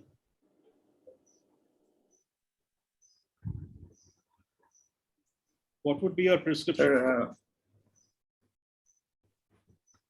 Sorry, I can advise either surgical castration or hormonal, sir. Counsel the patient regarding the same, sir. So whichever is there any difference? The patient asks you, is there any difference between the two in my case or in this case? Between surgical castration and hormonal deprivation? Sir, the reduction in testosterone level is fastest in surgical castration, sir. The levels go beyond below the baseline very fast, sir, within 24 hours. So I counsel the patient for the surgical castration first, sir. If he is happy with it, then I'll go with it. If he is not willing, then I have to offer him hormonal castration, sir. So suppose he is not willing, then what option, what sort of hormonal ablation will you give him?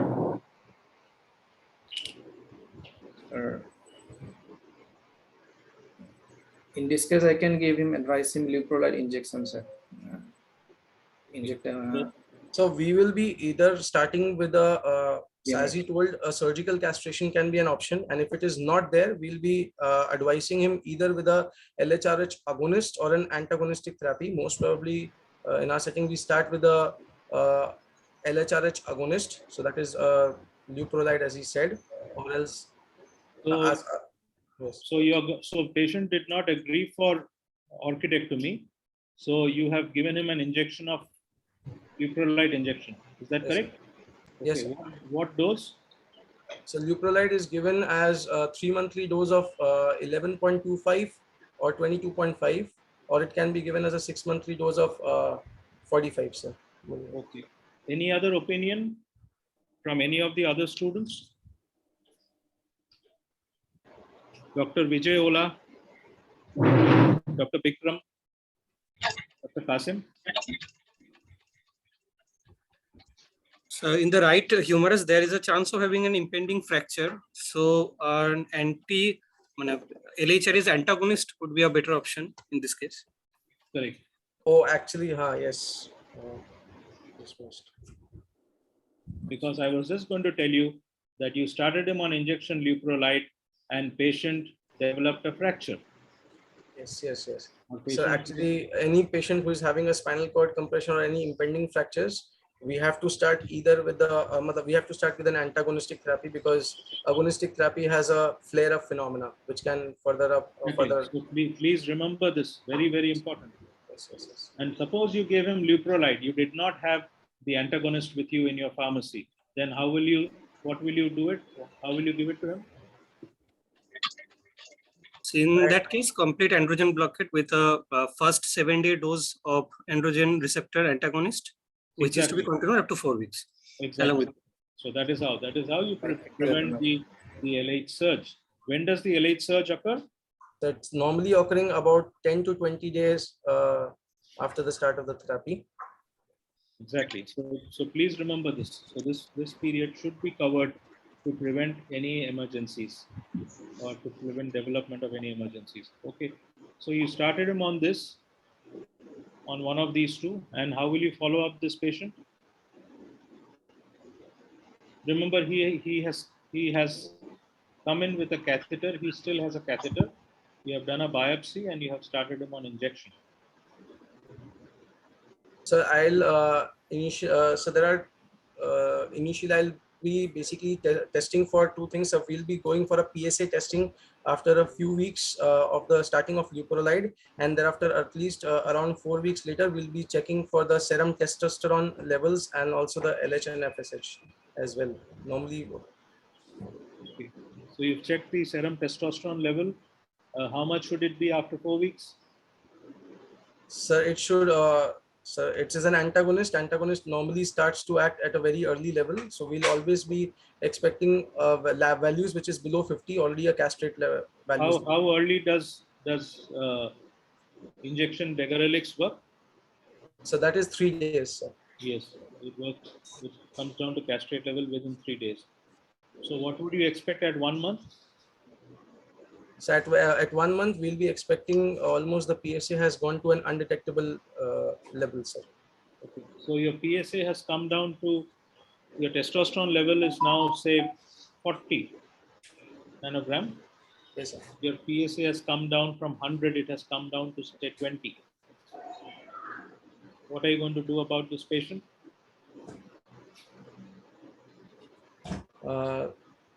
So the patient has already reached into the castrate levels, and we'll be just following up this patient. And if suppose we find, so we'll add the docetaxel to this. It is. So always remember the entire clinical picture. This is the clinical picture of the patient. So before you bombard him with any treatments, think about the clinical picture. So creatinine is already high, so I will not advise a docetaxel. So whether use of anti-androgen has helped in resolution of the hydronephrosis by resolution of the lymph nodes, I should check by a serial ultrasound. Exactly. So at 1 month, not only would you do his biochemical profile, you should check his creatinine, you should also look for resolution of the hydronephrosis. Isn't it? Yes, sir. And for this hemoglobin, you will probably look into this as well. Yes, you cannot forget the other picture. You may ask for a hematological opinion, and after that, if it is found to be normochromic normocytic anemia, then you may consider giving him a blood transfusion to increase this, isn't it? At 1 month, you would check his creatinine to see if it has declined further. Would you expect it to get better? So since it was already on a declining trend, I would consider that it might decrease, but it will not decrease to a certain to a absolutely normal values, because it is already a long-term disease and a complete and already the patient will be having a decompensated kidney, so a complete coming back to the normal will not be expected. So at 1 month, if the hydronephrosis has completely resolved, then you know that you have reached the nadir value of creatinine. Yes, sir. Okay. So my question to Bikram is, you said very rightly that he needs an ultrasound at 1 month. He is still on a catheter. If at 1 month the ultrasound still shows some degree of hydronephrosis, what are you going to do? Sir, then there is option of drainage via percutaneous nephrostomy. Exactly. So at this point of time, you may consider putting in a percutaneous drainage. Why not an internal stenting? Sir, it is also an option, sir. Which one would you prefer? So internal stenting would be better for the patient. It would be give him a better quality of life compared to an external PCN. In this situation, which one do you think will be more successful? So PCN would have been a better choice. Yeah, so I think you should give that as the answer. Unless the examiner presses you, you should not say. Why do you think internal stenting may not be successful? So because the patient was already having a supravesical extension, so it might be that there was an infiltration of the that will be not able to visualize the ureters nicely and will not be. So ureteric stenting may not be successful, whereas PCN will always be successful, and PCN is more successful in achieving drainage rather than an internal stent. An internal stent may get blocked. So I think primarily you should always go for a PCN. Once the creatinine declines, then you may convert it into an antegrade stenting. So even if the examiner presses you, I think you should stick to your point and say, I would do a PCN because that is more certain to decline the creatinine. And later on, once the creatinine has declined and I've achieved another value, then you would go in for an internal stenting. Yes. Okay. Right. What about his catheter? He has a catheter for the last 1 month. He is quite bothered by it. Priyanku, can you answer that, please?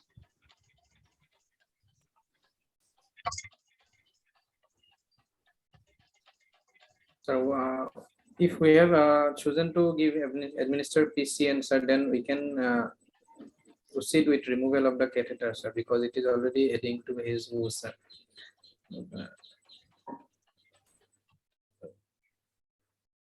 Okay, so Priyanku says that we would consider removing the catheter.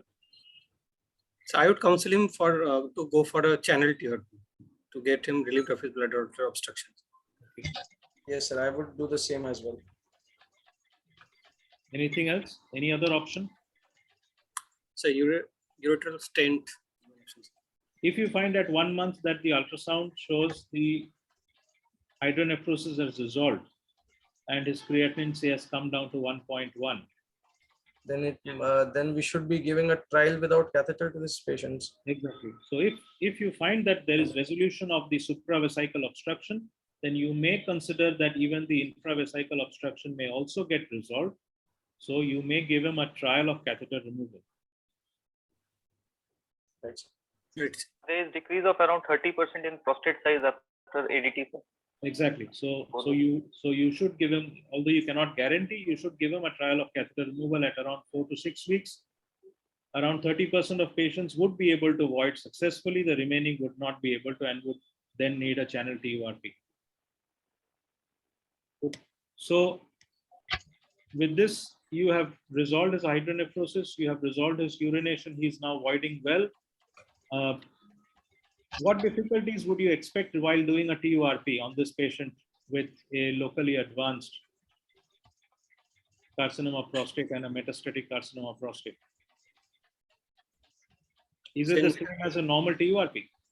No, sir. Normal TURP ideally should not be done, and it is also not possible in a case of an advanced malignancy.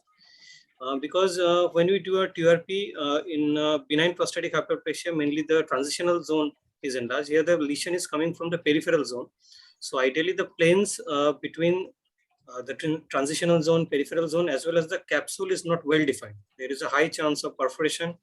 And another important factor is a high chance of injury to the external urethral sphincter. So there is a chance of incontinence, bleeding, as well as perforation. So I would go against regular TURP and do a channel TURP in such a patient. Exactly. So the difficulties here is that they may have a rigid prostatic urethra, making your scopy difficult. A rigid prostatic urethra means probably sphincteric involvement.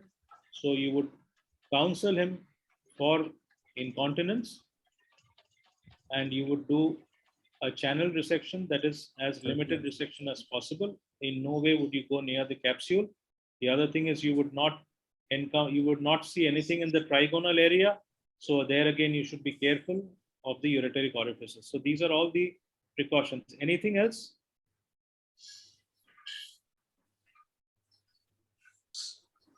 A patient with advanced prostate cancer who also has bone involvement may have coagulopathy, and there is a very high incidence of DVT in these patients. So you should also counsel them for DVT, and if necessary, give them DVT prophylaxis because of pelvic lymph node involvement. So these are the important precautions that you need to take in a patient with advanced carcinoma prostate. So this patient has responded to your treatment.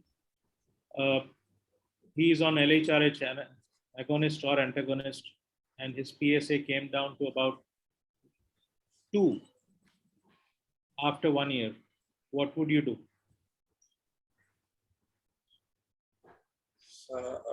No, sorry, his PSA came down to approximately 10 after 3 months.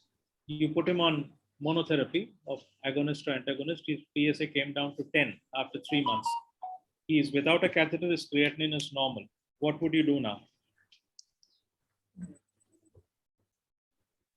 So we'll be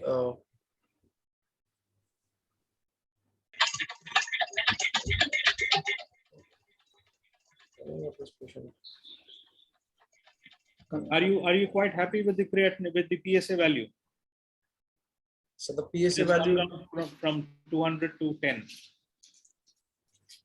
So it should actually be becoming undetectable value, sir.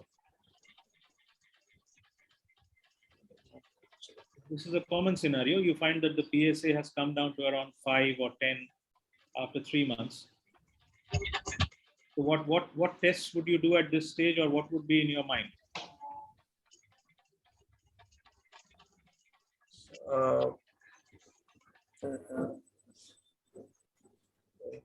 This.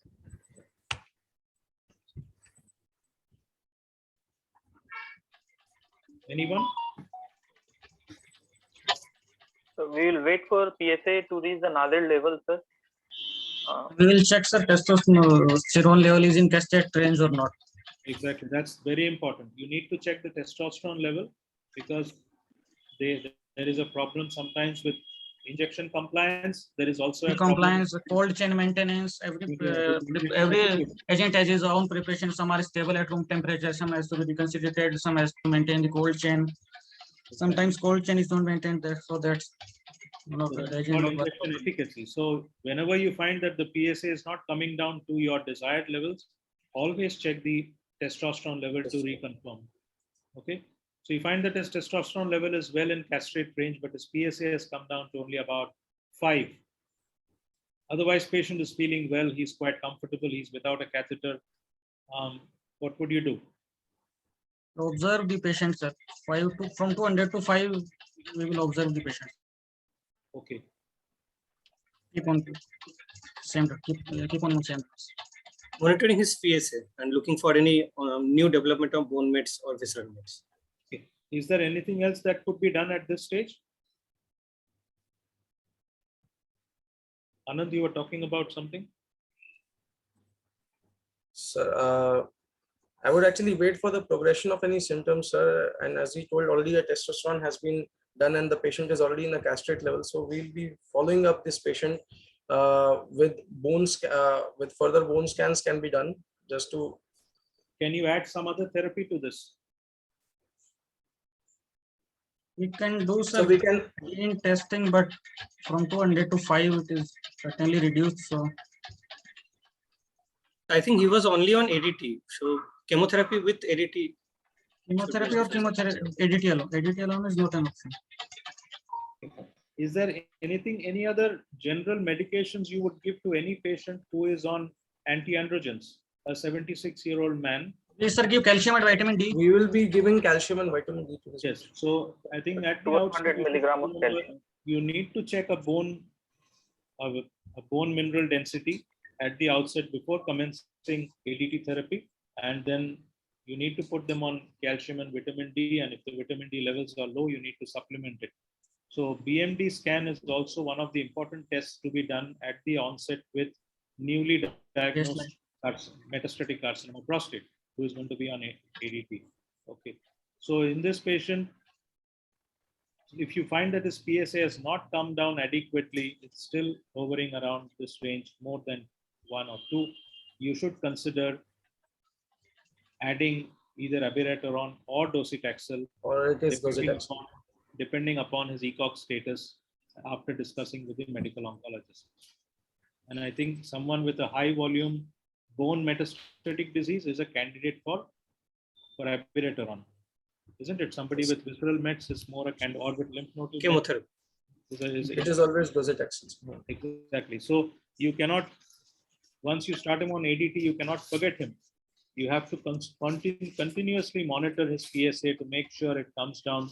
And you would be surprised that when you add abiraterone in these patients, the PSA actually comes down to undetectable levels. Yes. So there is always a role for adding additional therapy in these patients. Okay. Now you monitor this patient, and after about, say, 1 year, he comes back to you with a PSA of 10.7. Anand, what are you going to do at this stage? So the patient is having a PSA of 10.7. That means we'll be looking for any metastatic occurrence that has taken place. So we can be basically going for a metastatic workup, which can be done either by the help of a PSMA PET scan or by the help of a whole body MRI and an axial skeleton MRI. So. Okay. Here again, you should again not forget testosterone. First do testosterone and again look for CRPC or new meds. And then exactly. First, you have to define CRPC, isn't it? So CRPC, yeah. So never forget your basic investigation before you mention advanced investigation. Again, you have to go for injection efficacy. Patient may have stopped taking the injection. He may have missed out on one injection. So we'll be testing the testosterone value, sir. If it is patient is already on ADT for a long time, and if the patient has developed the castration resistance, which is either by the help of radiological progression or by the biochemical progression, then we'll have to treat it as a castration resistant prostate cancer patients. Yes, that's right. Only after you have defined CRPC, then you go in for your additional investigation. So what will you do at this stage?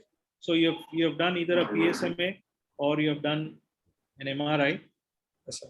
And you find that there is new bony lesions.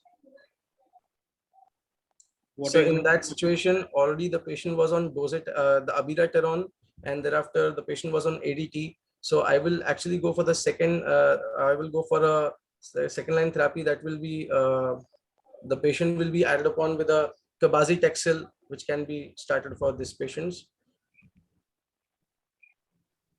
along with the. What is the dose of docetaxel?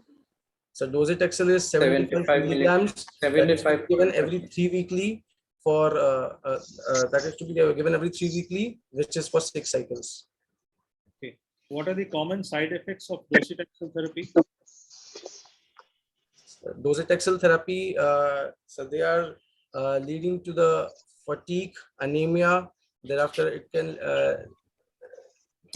lead to neutropenia.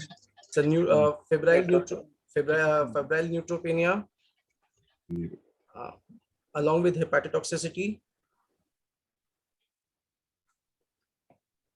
They have some cardiovascular side effect also in the And form of thromboembolism. Okay. Vijay, how would you monitor a patient who is on abiraterone therapy?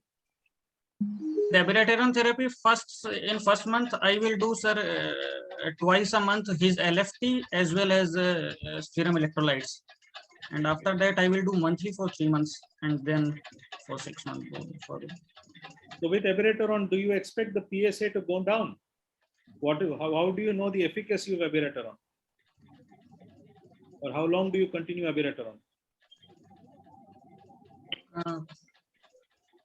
As long as PSA doesn't rise, sir, I will continue. There is no discontinuation as long as patient responds or his PSA is stable, PSA remains stable, I will continue the abiraterone. Exactly. So you need to, once you start abiraterone, you need to give it for at least 2 months before you know its efficacy. The PSA remaining stable and patient having symptomatic improvement is an indication for continuing abiraterone. Unless the PSA rises, you do not need to stop the abiraterone. So the keyword is that with abiraterone, the PSA may not come down. It may remain stable. Initially, it may rise also, sir. Abiraterone, yes. Yes. Whereas with docetaxel, you would usually expect the PSA to decline, but that is not the same with abiraterone or with enzalutamide. Okay, so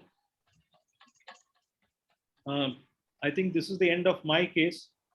I'll stop share here. Manish?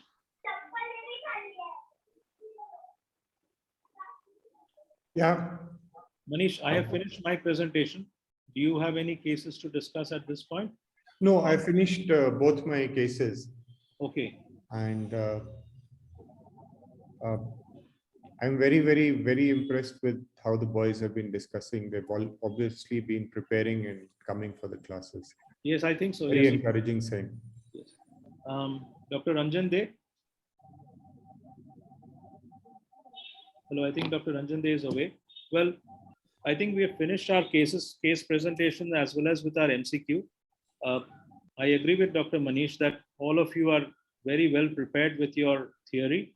And regarding the practical management, whenever you have given cases, always remember basic investigations first before you mention the advanced investigations. So I know all of you are experts in the advanced investigations, but do remember basic investigations because examiners do like to know your methodology or the manner in which you think. So, and like simple investigations like hemoglobin, X-ray of the local area, ultrasonogram, all these are very, very important. And I think they go a long way in allowing the examiner to understand that you are very thorough in your clinical methods. So I would once again emphasize, please pay very much importance to basic investigations before you go in for the advanced investigations. With these words, I think Manish, we can close the session today. Yeah. Thank you very much, all of you. Good luck for your exams because I think all of you are heading for exams in July or August, isn't it? Yes, sir. Okay. Do you have any questions to ask Dr. Manish or me? No, sir. No, sir. That's All right. for us. So thank you very much. Thank you. I think Dr. Ranjan De is away, so I will conclude the session on his behalf. Thank you, sir. Thank you, Dr. Gopalakrishnan. Please thank Dr. Ranjan for me. Yes, I will. Very much. Thank you.